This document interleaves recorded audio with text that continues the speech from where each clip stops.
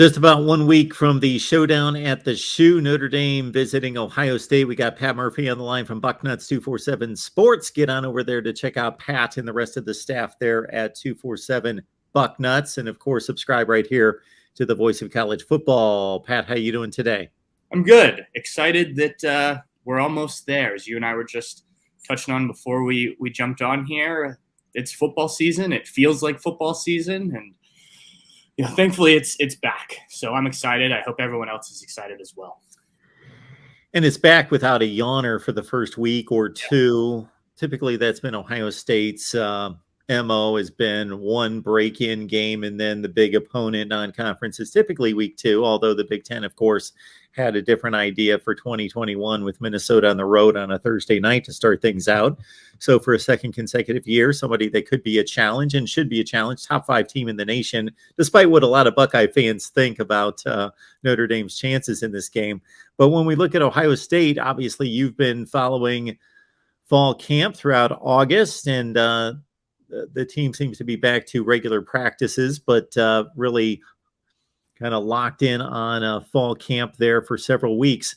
Let's start with the offensive side in regards to who you tracked that you think made some headlines, maybe made some moves in regards to getting more reps, more playing time, putting themselves in a better position.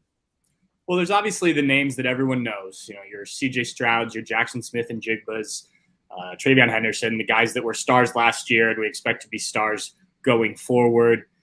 I think it'll be interesting to see what happens behind, especially at the receiver position, behind a guy like Jackson Smith and Jigba. Marvin Harrison had a great Rose Bowl. From everything we've heard, he's had a great offseason, and I know fans are very excited to kind of see what's next from a player like that. But he has to go out on the field on Saturdays and prove it consistently, and that's the next step in a young player's career, right? Is going out and doing it, not just for, one game. And obviously it was a huge game in the Rose Bowl, but, being a consistent player, especially once he starts to be a bit of a marked man. I think that's true with a lot of these receivers. And we've heard good things. We talked to Brian Hartline just recently. He said he feels comfortable that about 6 of his receivers are game ready. And I think that's good news for the Buckeyes, who really only played 3 true, wide receivers last year, obviously very talented ones in Chris Olave, Garrett Wilson, and Jackson Smith and Jigba. But to have that rotation like we've seen before, I think, maybe you don't see the huge numbers that you saw out of a guy like Jackson Smith and Jigba, but with as talented as this Ohio State wide receiver room is in terms of the recruits that they've landed, I think you've got to have some sort of a rotation, keep guys happy, keep guys in there.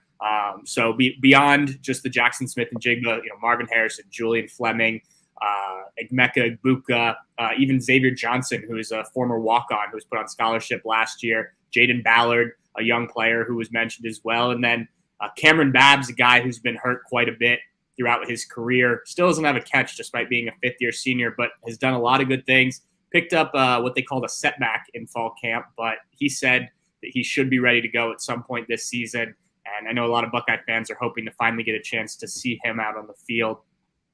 Stepping away from the receiver group, I'm really interested to see what Ohio State does at tight end. You lost Jeremy Ruckert.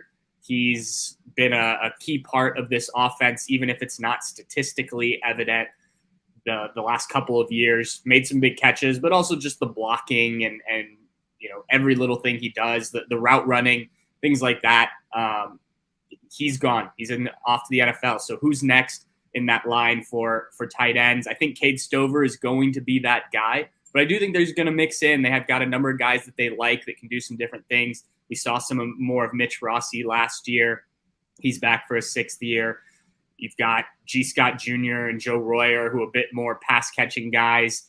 The key will be figuring out how to get these guys on the field without tipping your hat as to what you're doing offensively. And in order to do that, these guys have had to work to become complete tight ends. I think Cade Stover is the most complete. And I know tight end hasn't been a sexy position for Ohio State in recent years, but it is, as I mentioned, pretty important. So I think Cade Stover is going to be vital.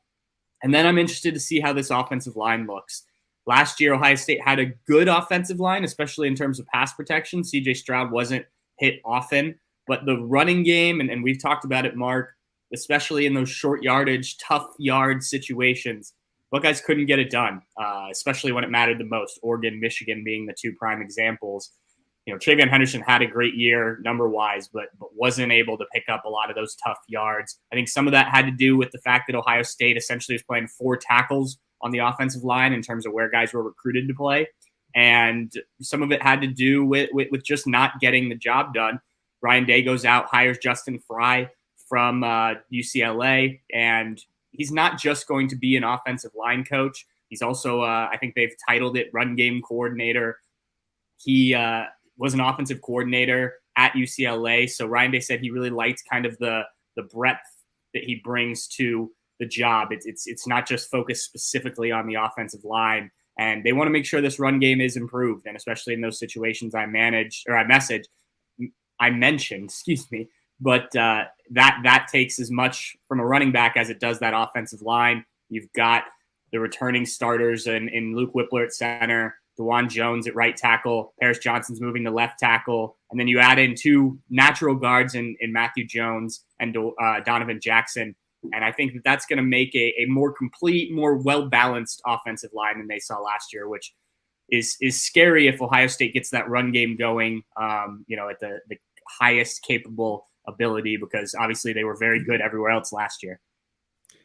Got Pat Murphy on the line from Bucknuts 247 Sports. Of course, Ohio State opens against Notre Dame on Saturday the 3rd, number 2 versus number 5. Looking at the defense, Pat, I'm going to go to the defensive line. Of course, we can take it through all 3 levels, but, JT Tuimoloau and Jack Sawyer and Zach Harrison, of course, being the veteran of the 3, but they're the guys that we're looking for splash plays, big plays, the type of pressure that we expect on the quarterback from 3 5-stars. But maybe the guys inside are just as important. They're not going to make, again, the plays that gain a lot of attention, but we talk about the losses against Oregon and Michigan and their ability to run the football and the interior of that line being good, but maybe not elite, and maybe it can be elite.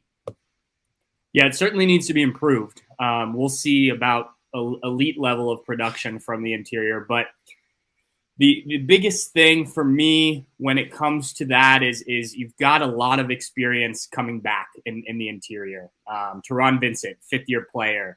Ty Hamilton, 3rd-year player. Jerron Cage going into his 6th year. Jaden McKenzie, his 4th year. These are guys who have all played. And then you add in a guy like Tyleek Williams, who was a freshman a year ago. Michael Hall, who redshirted last year, who they've been really talking up during this camp. I think that it's definitely a deeper group, and I think that they hope that leads to more production. What I will say is when we talked to Jim Knowles the first time and during fall camp, they just come off a scrimmage, the first scrimmage, I think, and the first thing he brought up when talking about the defense was how impressed he was with the defensive line. And he was talking about the defensive line as a whole, and that includes the edge rushers, but the ability to stop the run and cause issues for this Ohio State offense was evident. And I think the fact that you have the new defensive coordinator who has fresh eyes looking at this group, he's coaching the linebackers, so he could immediately, talk about his position group. But he went to Larry Johnson's group on that defensive line, and I think that's huge for Ohio State. There was no reason for Jim Knowles to sugarcoat anything with us about it. I think he was just calling it like he saw, and having a dominant defensive line going against that offense in a scrimmage, I think certainly, at least it looks like there's been improvement. Obviously, I think I'll say this a lot with the defense. We need to see it on game day, and we certainly will in just about a week. But it sounds very positive when we talk about what that defensive line has done. Toughness was a word that's been brought up a lot this offseason with Ohio State after, especially that Michigan game. And I think that's where the defensive line can really bring that.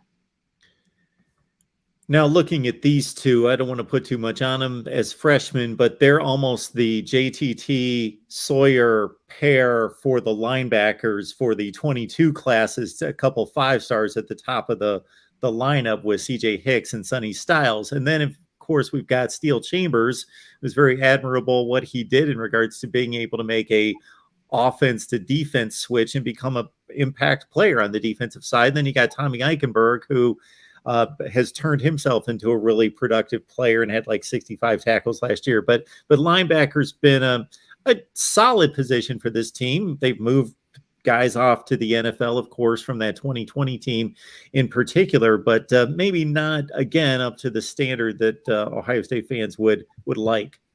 Certainly not. I think Buckeye fans still have nightmares of Tough Borland chasing, I think it was Devontae Smith in the national championship game. And not that Tough Borland should have been on one of those receivers, but it just highlights where Ohio State's linebacker play has been and kind of how it was coached and things like that. So, as I mentioned, Jim Knowles is running that position room. While he's not labeled the linebackers coach, he is their linebackers coach. And I think that having the defensive coordinator in that room certainly grabs your attention at the very least. I think you've seen the development of, you mentioned two of those guys, Tommy Eichenberg and Steele Chambers. Those are the guys that are expected to start at the two linebacker positions in Jim Knowles' defense. They really like what Tommy Eichenberg has done this offseason. He's just a football guy. I've said it a few times in different interviews I've done. He doesn't want to do interviews. He doesn't want to do all this other stuff. He wants to put his face in the playbook and learn how to get better. And I think that you saw that some throughout last year, but I think you'll see it much more now that he's had a full offseason as being the guy. Same with Steele Chambers. He had a full offseason of being a linebacker again after, as you mentioned, moving from running back and kind of changing up his approach at Ohio State. Productive last year and just kind of reading and reacting. And now I think he has a better understanding of college football defense and what he's supposed to do in this defense. And then there's definitely some depth behind him. You mentioned CJ Hicks, the 5-star freshman. Sonny Styles right now is running with the safeties, though it would not surprise me if at some point he does move to linebacker. Maybe not even this year, but at some point in his career. But just across the depth chart, Taraja Mitchell, he's back for his 5th year. Paliye Yote, also a 5th year, transferred from USC before last season. Reed Carrico, Cody Simon, Gabe Powers, another talented freshman. So there's certainly depth in this linebacker room. Not all of it has as much experience as some of those top guys, but I think I missed Diamante Chip Trainum, the transfer from Arizona State, who's also moving from running back, but was recruited by Ohio State as a linebacker a few classes ago. It'll be very interesting to see how they're used, especially when Ohio State plays teams like Wisconsin and Iowa, who line up in those more traditional power I formations. That's when you probably need 3 linebackers on the field. Who's the next guy up? We think maybe Reed Carrico, but Taraja Mitchell has mentioned that he's worked at that position. So they've got some options, and Jim Knowles will have to adjust based on the opponent throughout the year. But I like the depth that they've developed at linebacker, and I think, like most of this defense, these guys that are going to be playing now have experience, which was not the case a year ago when Ohio State had a lot of young guys, was substituting a lot to try and find the right guys on the field. This year, I think guys are more comfortable and kind of ready based on the experience they had last year. Pat Murphy, Bucknuts 247 Sports. Get on over there to check out Pat and the rest of the staff there at Bucknuts. Subscribe right here to the Voice of College Football. Remember, we've got a Wednesday Ohio State show every Wednesday at 6 Eastern, 1:30 Eastern on Ohio State. Too many shows, Pat. Yeah. 1:30 Eastern for Ohio State every Wednesday. And the secondary, this is a program that for the better part of 20 years has boasted producing more NFL draft picks than any secondary in the country and high-level draft picks. And then all of a sudden, it seems like forever that Jeffrey Okudah was on the field in that bunch in 2019. It was only 2 seasons removed, but it just seems like the level of play in the secondary has just been guys chasing wide receivers all over the field in the last 2 years, and it just has taken a marked drop-off. And maybe Denzel Burke would be the one guy that it has at times met a higher standard, but for the most part, downplay in the secondary. I think when you look at like what I just said about kind of the depth or the lack of experience going into last season, the secondary is a key example of that. And especially once you start to see some injuries, Josh Proctor breaks his leg in week 2 against Oregon. You have Bryson Shaw out there, not expected to be a guy that was starting. Ronnie Hickman's starting for the first time. You mentioned Denzel Burke, a true freshman a year ago who broke into that rotation.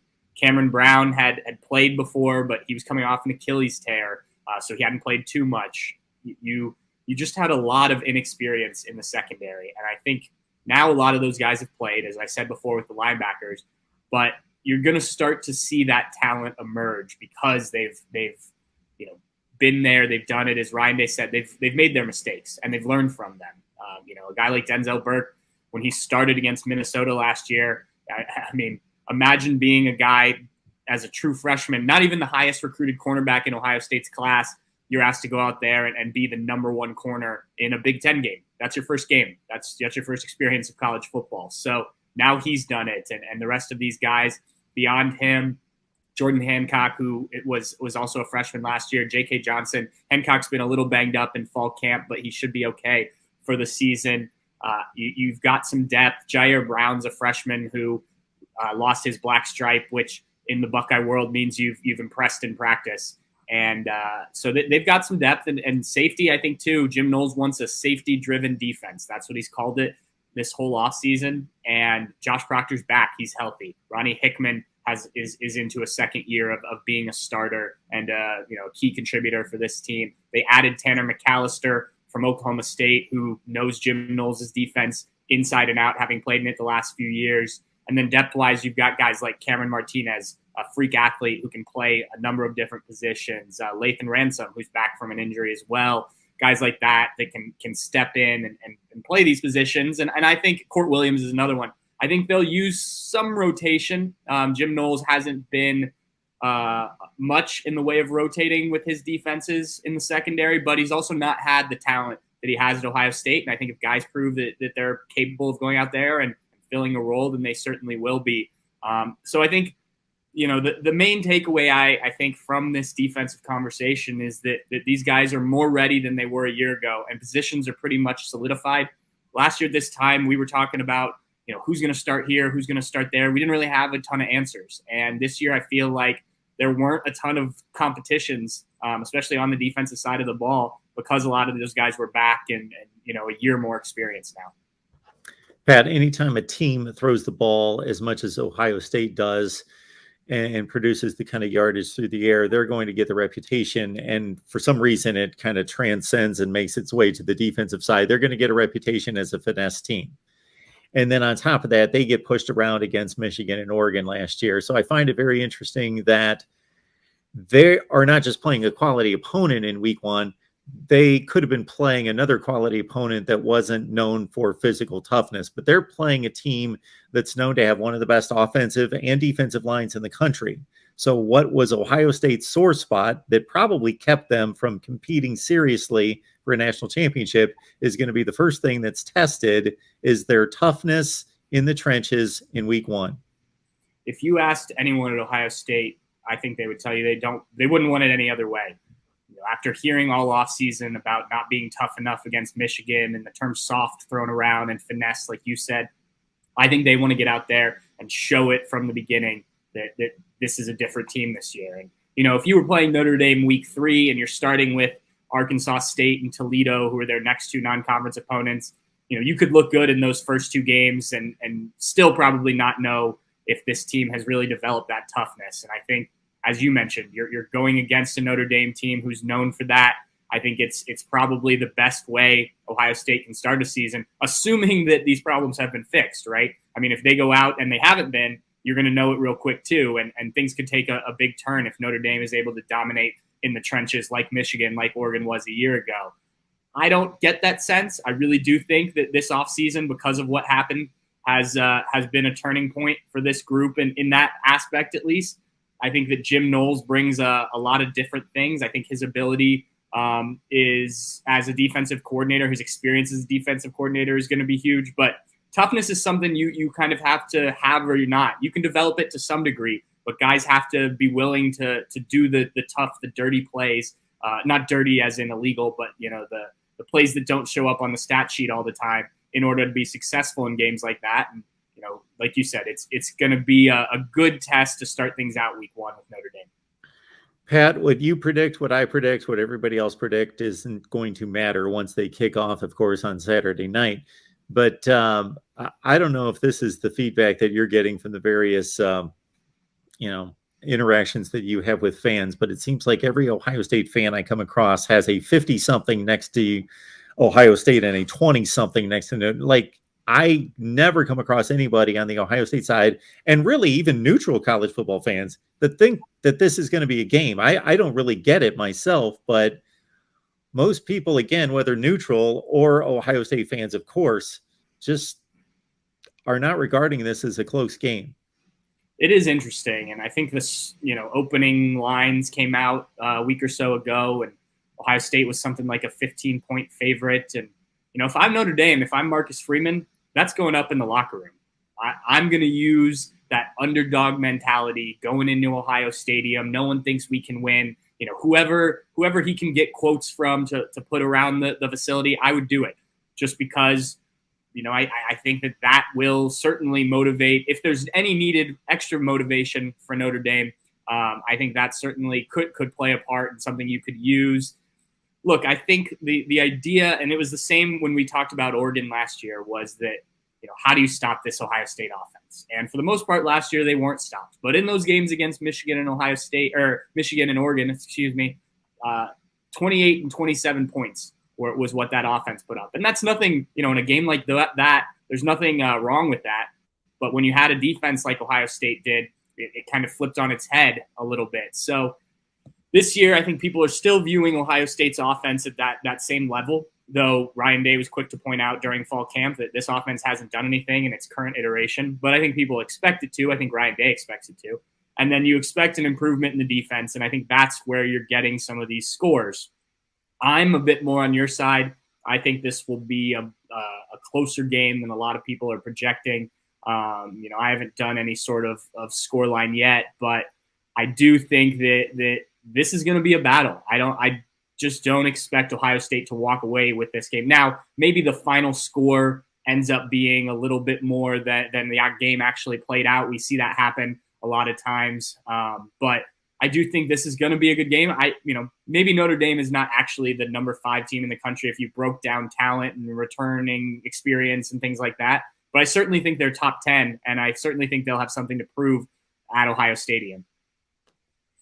The thing about that Oregon game in particular, and Michigan to a lesser extent, was the 28 points was also accompanied with like some ridiculous yardage total of 640 or whatever the number was.